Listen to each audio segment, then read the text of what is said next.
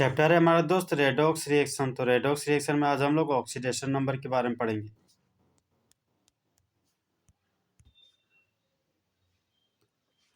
Oxidation number का दूसरा नाम क्या है? Oxidation state.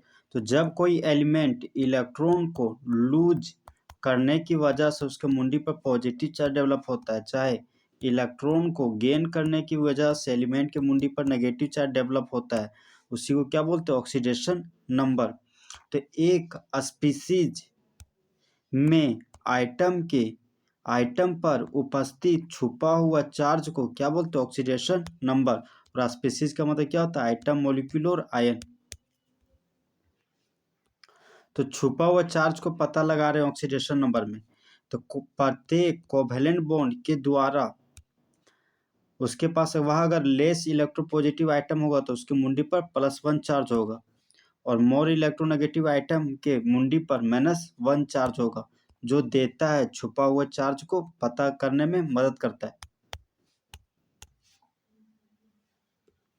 इलेक्ट्रोनेगेटिविटी वैल्यू के बारे में पढ़ेंगे। इलेक्ट्रोनेगेटिव वैल्यू कहाँ होता है? कोवेलेंट बॉन्ड में।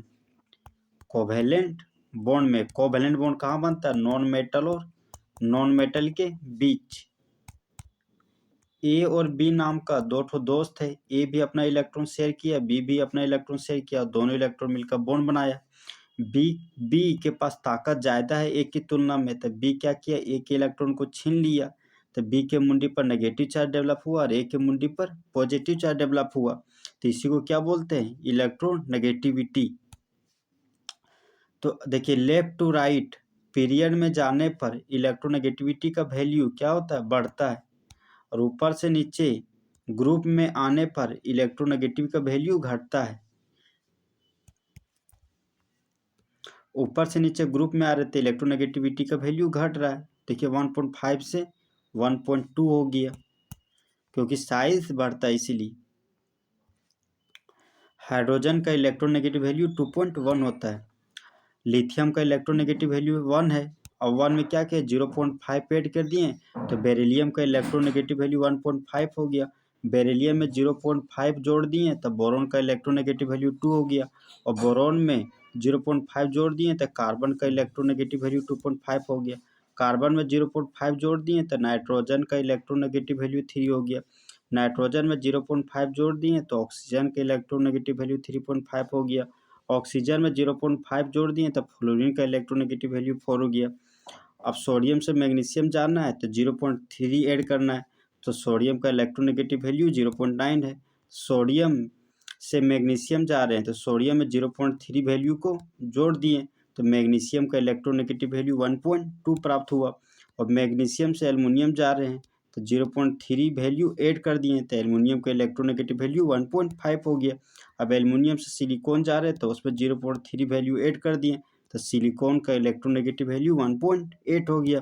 अब सिलिकॉन से फॉस्फोरस की ओर जा रहे हैं तो 0.3 वैल्यू को ऐड कर दिए तब फॉस्फोरस का इलेक्ट्रोनेगेटिव वैल्यू 2.1 हो गया। अब फॉस्फोरस से सल्फर जा रहे हैं तो यहाँ एक्सेप्शन है दोस्तों, सल्फर का इलेक्ट्रोनेगेटिव वैल्यू क्या होता है? 2.5, और क्लोरीन का इलेक्ट्रोनेगेटिव वैल्यू 3 होता है। ब्रोमीन का इलेक्ट्रोनेगेटिव वैल्यू 2.8 होता है, और आयोडीन का इलेक्ट्रोनेगेटिव वैल्यू 2.5। और इनर्ट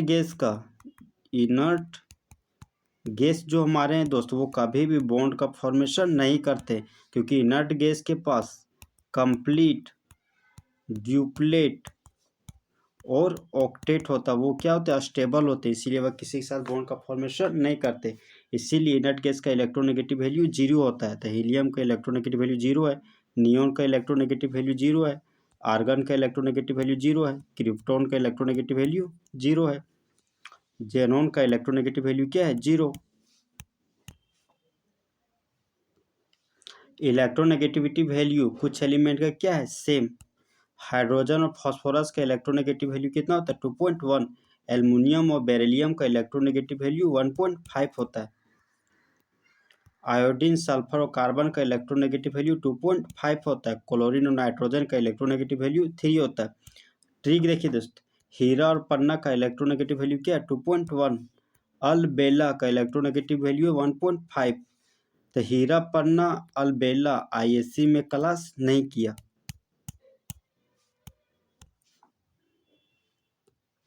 एग्जाम्पल के रूप में क्या लिए, वाटर मॉलिक्यूल। तो वाटर मॉलिक्यूल का आज हम लोग, वाटर मॉलिक्यूल में हाइड्रोजन के पास 2 ठो आइटम और ऑक्सीजन के पास 1 आइटम है। तो जिसके पास कम आइटम है तो उसको क्या मानते हैं, सेंट्रल आइटम। तो ऑक्सीजन हो गया हमारा सेंट्रल आइटम। और हाइड्रोजन के पास ज़्यादा आइटम है तो हाइड्रोजन हो गया हमारा टर्मिनल आइटम। और हाइड्रोजन जानते हैं कि फर्स्ट ए ग्रुप का मेटल है, तो हाइड्रोजन हमेशा सिंगल बॉन्ड बनाता है। और ऑक्सीजन हमारा 6th ए ग्रुप का मेटल है, 6th ए ग्रुप का मेटल है तो ऑक्सीजन हमेशा 2 बॉन्ड बनाता है। तो ऑक्सीजन एक बॉन्ड राइट हाइड्रोजन के साथ बनाया और एक ऑक्सीजन लेफ्ट हाइड्रोजन के साथ बनाया। इस तरह हमारा वाटर मॉलिक्यूल का स्ट्रक्चर फॉर्मूला तैयार हो गया।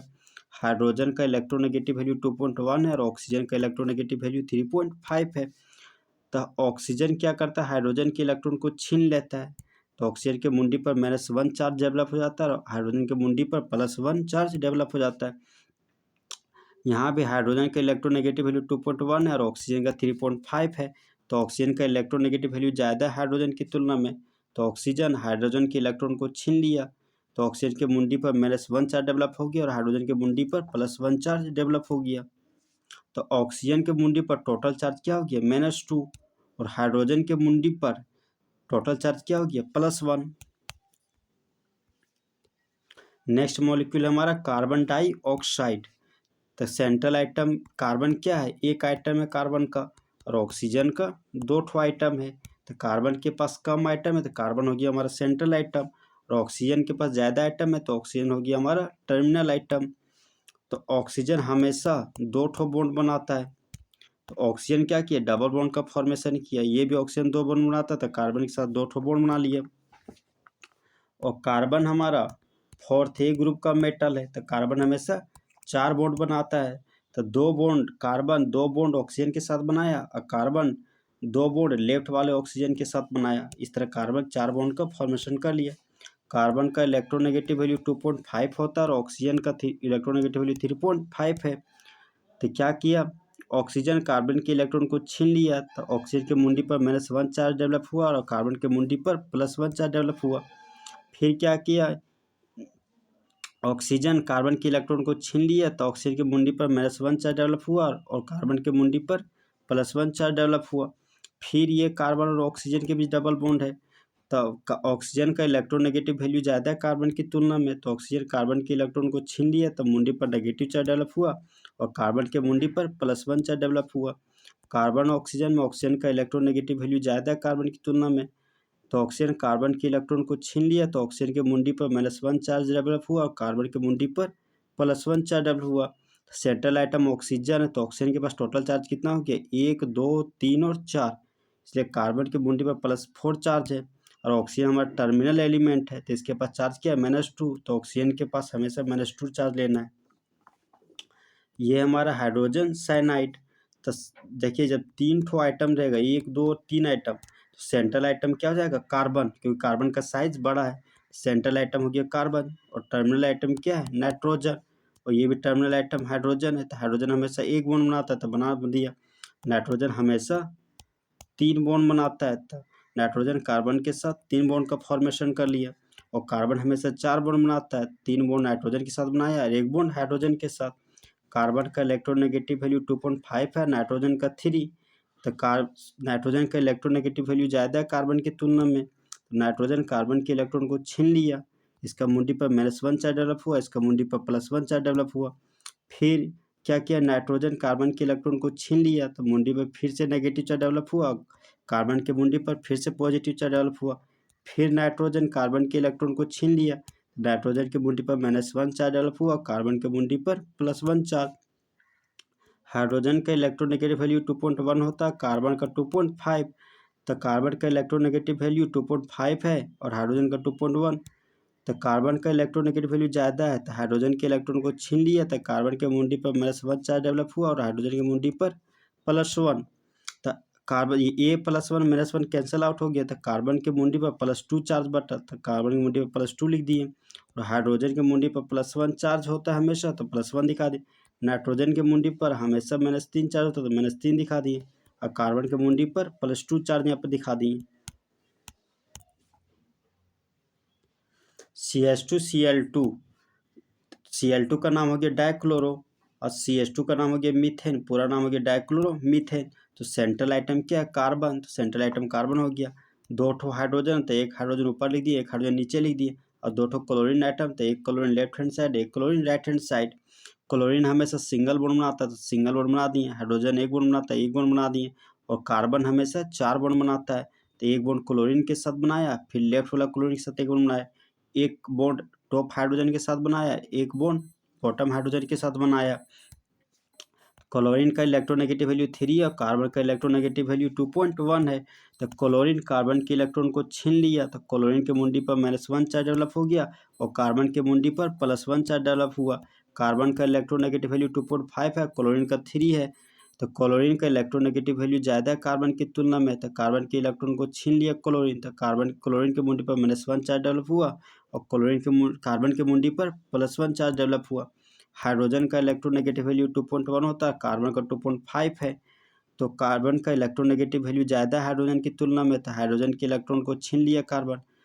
कार्बन के मुंडी पर -1 चार्ज डेवलप हुआ और हाइड्रोजन के मुंडी पर +1 चार्ज डेवलप हुआ। हाइड्रोजन का इलेक्ट्रोनेगेटिव वैल्यू 2.1 और कार्बन का 2.5 है। कार्बन का इलेक्ट्रोनेगेटिव वैल्यू ज़्यादा है हाइड्रोजन की तुलना में, तो हाइड्रोजन के इलेक्ट्रॉन को छीन लिया कार्बन। तो कार्बन के मुंडी पर -1 चार्ज डेवलप हुआ और हाइड्रोजन के मुंडी पर +1 चार्ज डेवलप हुआ।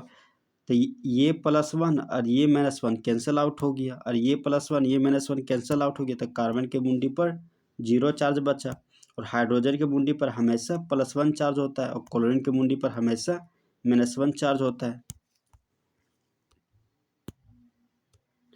H3PO4 का नाम क्या है? Phosphoric acid. तो सेंट्रल आइटम हमारा क्या हो गया? फॉस्फोरस। तो सेंट्रल आइटम फॉस्फोरस हो गया। हाइड्रोजन का 3 आइटम है, ऑक्सीजन कितना? मेरे पास 4 आइटम है। हाइड्रोजन का 3 आइटम है, मतलब 3 ठो हाइड्रोक्सी ग्रुप लगाना है। सेंट्रल आइटम फॉस्फोरस है तो इससे 3 ठो हाइड्रोक्सी ग्रुप लगा दिए, 3 ठो हाइड्रोक्सी ग्रुप लगा दिए और एक ऑक्सीजन बचा, उसके बाद डबल बॉन्ड बना दिए। ये हो गया हमारा फॉस्फोरिक एसिड का स्ट्रक्चर।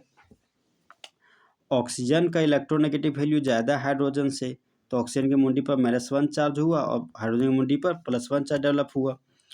ऑक्सीजन और फॉस्फोरस में ऑक्सीजन का इलेक्ट्रोनेगेटिव वैल्यू ज़्यादा फॉस्फोरस थे, ऑक्सीजन फॉस्फोरस के इलेक्ट्रॉन को छीन लिया तो ऑक्सीजन की मुंडी पर -1 आ गया, फॉस्फोरस की मुंडी पर +1 आ गया। अब ये ऑक्सीजन इस फॉस्फोरस में देखते हैं, ऑक्सीजन का इलेक्ट्रोनेगेटिव वैल्यू 3.5 और फॉस्फोरस का 2.1 है। तो ऑक्सीजन का इलेक्ट्रोनेगेटिव वैल्यू ज़्यादा फॉस्फोरस की तुलना में, तो ऑक्सीजन फॉस्फोरस के इलेक्ट्रॉन को छीन लिया तो उसके ऑक्सीजन के मुंडी पर -1 चार्ज डेवलप हुआ और फॉस्फोरस के मुंडी पर +1 चार्ज डेवलप हुआ। ऑक्सीजन और फॉस्फोरस में फॉस्फोरस के इलेक्ट्रोनेगेटिव वैल्यू 2.1 है और ऑक्सीजन के इलेक्ट्रोनेगेटिव वैल्यू 3.5 है। तो ऑक्सीजन के इलेक्ट्रोनेगेटिव वैल्यू ज़्यादा फॉस्फोरस की तुलना में, तब फॉस्फोरस के इलेक्ट्रॉन को ऑक्सीजन छीन लिया तो इसका मुंडी पर -1 चार्ज डेवलप हुआ, फॉस्फोरस के मुंडी पर +1 चार्ज डेवलप हुआ। फिर ये फॉस्फोरस ऑक्सीजन को देखें, फॉस्फोरस का इलेक्ट्रोनेगेटिव वैल्यू 2.1 है और ऑक्सीजन का 3.5 है। तब फॉस्फोरस ऑक्सीजन क्या किया? फॉस्फोरस के इलेक्ट्रॉन को छीन लिया तो ऑक्सीजन के मुंडी पर -1 चार्ज डेवलप हुआ, फॉस्फोरस की मुंडी पर +1। फिर ये फॉस्फोरस इस ऑक्सीजन को देखते हैं, फॉस्फोरस के इलेक्ट्रोनेगेटिव वैल्यू 2.1 है और ऑक्सीजन का 3.5। तो ऑक्सीजन का इलेक्ट्रोनेगेटिव वैल्यू ज़्यादा है फॉस्फोरस की तुलना में, तो ऑक्सीजन फॉस्फोरस के इलेक्ट्रॉन को छीन लिया तो ऑक्सीजन की मुंडी पर -1 चार्ज डेवलप हुआ, फॉस्फोरस की मुंडी पर +1। फिर ये और ऑक्सीजन को देखिए, ऑक्सीजन का इलेक्ट्रोनेगेटिव वैल्यू 3.5 और हाइड्रोजन का 2.1 है। तो ऑक्सीजन क्या किया? हाइड्रोजन के इलेक्ट्रॉन को छीन लिया तो ऑक्सीजन की मुंडी पर -1 चार्ज डेवलप हुआ और हाइड्रोजन की मुंडी पर +1। तो फॉस्फोरस पर एक पॉजिटिव, 2 पॉजिटिव, 3 पॉजिटिव, 4 और 5 पॉजिटिव। तो फॉस्फोरस की मुंडी पर कितना चार्ज होता है? +5। और ऑक्सीजन की मुंडी पर हमेशा -2 चार्ज होता है और हाइड्रोजन की मुंडी पर हमेशा +1 चार्ज डेवलप होता है। ये हमारा क्या? हाइड्रोजन मॉलिक्यूल था। हाइड्रोजन मॉलिक्यूल का हमेशा ऑक्सीडेशन नंबर क्या होता है? 0। तो ये हो गया हमारा हाइड्रोजन आइटम, ये भी हाइड्रोजन आइटम हो गया। हाइड्रोजन एक बॉन्ड बनाता तो एक बॉन्ड बना दिए। हाइड्रोजन का इलेक्ट्रोनेगेटिव वैल्यू 2.1 है, फिर लेफ्ट वाला हाइड्रोजन के पास भी इलेक्ट्रोनेगेटिव वैल्यू 2.1 है। तो इलेक्ट्रोनेगेटिव वैल्यू सेम होने की वजह से ना इसके इलेक्ट्रॉन को लूज किया जा सकता है, ना इसके इलेक्ट्रॉन को गेन किया जा सकता है। इसलिए इस हाइड्रोजन के मुंडी पर 0 चार्ज हो गया और इस हाइड्रोजन की मुंडी के पर भी 0 चार्ज डेवलप हुआ। तो ये क्या हो गया? हमारा होमोएटॉमिक मॉलिक्यूल, इसलिए हाइड्रोजन मॉलिक्यूल के नेट चार्ज 0 प्राप्त हुआ। ये हमारा फ्लूरीन मॉलिक्यूल है, तो ये फ्लूरीन का आइटम है। फ्लूरीन हमेशा सिंगल बॉन्ड बनाता है तो सिंगल बॉन्ड दिखा दिए। फ्लोरीन का इलेक्ट्रोनेगेटिव वैल्यू 4 है, इसका फ्लोरीन का भी इलेक्ट्रोनेगेटिव वैल्यू 4 है। यहाँ पर ना तो इलेक्ट्रॉन को लूज किया जा सकता है ना इलेक्ट्रॉन को गेन किया जा सकता है, इसलिए फ्लोरीन के मुंडी पर 0 0 चार्ज डेवलप हुआ। तो नेट चार्ज क्या हो गया 0 फ्लोरीन मॉलिक्यूल का। ये ऑक्सीजन मॉलिक्यूल है, 2 ठो ऑक्सीजन है और ऑक्सीजन हमेशा डबल बॉन्ड बनाता है तो डबल बॉन्ड बना दिए। ऑक्सीजन की इलेक्ट्रोनेगेटिव वैल्यू 3.5 है, इस ऑक्सीजन का भी 3.5 है। तो इलेक्ट्रोनेगेटिव वैल्यू सेम होने की वजह से ना ये ऑक्सीजन के इलेक्ट्रॉन लूज करता है ना तो गेन करता है, इसलिए ना तो पॉजिटिव चार्ज डेवलप होता है ना तो नेगेटिव चार्ज डेवलप होता है। इसलिए ऑक्सीजन का ऑक्सीडेशन स्टेट 0 आ गया, इस ऑक्सीजन का भी ऑक्सीडेशन स्टेट 0 हो गया और नेट ऑक्सीडेशन स्टेट भी 0 हो गया। ये हमारा नाइट्रोजन का मॉलिक्यूल है। नाइट्रोजन का 2 ठो आइटम लिए, नाइट्रोजन हमेशा 3 बॉन्ड बनाता है, तो नाइट्रोजन के इलेक्ट्रोनेगेटिव वैल्यू 3 है, नाइट्रोजन के इलेक्ट्रोनेगेटिव वैल्यू 3 है। तो इलेक्ट्रोनेगेटिव वैल्यू सेम होने की वजह से नाइट्रोजन के इलेक्ट्रॉन को ना लूज किया जा सकता है ना गेन किया जा सकता है, इसलिए नाइट्रोजन का ऑक्सीडेशन नंबर हो गया 0। तो नेट नाइट्रोजन मॉलिक्यूल का ऑक्सीडेशन नंबर भी क्या हुआ 0 प्राप्त हुआ। सेंट्रल एटम क्या फॉस्फोरस मॉलिक्यूल है, P4 को क्या पढ़ते हैं वाइट फॉस्फोरस, चाहे फॉस्फोरस मॉलिक्यूल भी पढ़ते हैं। 4 ठो फॉस्फोरस, एक फॉस्फोरस ऊपर एक फॉस्फोरस नीचे एक फॉस्फोरस राइट एक फॉस्फोरस लेफ्ट।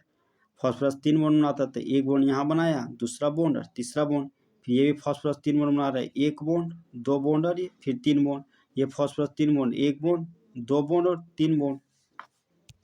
तब फॉस्फोरस का इलेक्ट्रोनेगेटिव वैल्यू 2.1 है, फॉस्फोरस का 2.1 है, फॉस्फोरस का 2.1 है, फॉस्फोरस का इलेक्ट्रोनेगेटिव वैल्यू 2.1 है। तो ये फॉस्फोरस ना इलेक्ट्रॉन को लूज कर रहा है ना गेन कर रहा है, इसलिए इसका मुंडी पर 0 0 चार्ज डेवलप हुआ। फिर ये फॉस्फोरस 2.1 इलेक्ट्रोनेगेटिव वैल्यू है, तो ना इलेक्ट्रॉन को लूज कर रहा है ना गेन कर रहा है, तो चार्ज ऑक्सीडेशन नंबर 0 0 प्राप्त हुआ। फिर ये फॉस्फोरस ना इलेक्ट्रॉन को लूज कर रहा है ना गेन कर रहा है, तो ऑक्सीडेशन नंबर 0 0 हो गया। फिर इस फॉस्फोरस का भी ऑक्सीडेशन नंबर 0 हो जाता है। इस फॉस्फोरस के इलेक्ट्रोनेगेटिव वैल्यू सेम होने की वजह से ऑक्सीडेशन नंबर 0 प्राप्त होता है। इस फॉस्फोरस के बीच सेम इलेक्ट्रोनेगेटिव वैल्यू होने की वजह से ऑक्सीडेशन नंबर 0 प्राप्त होता है।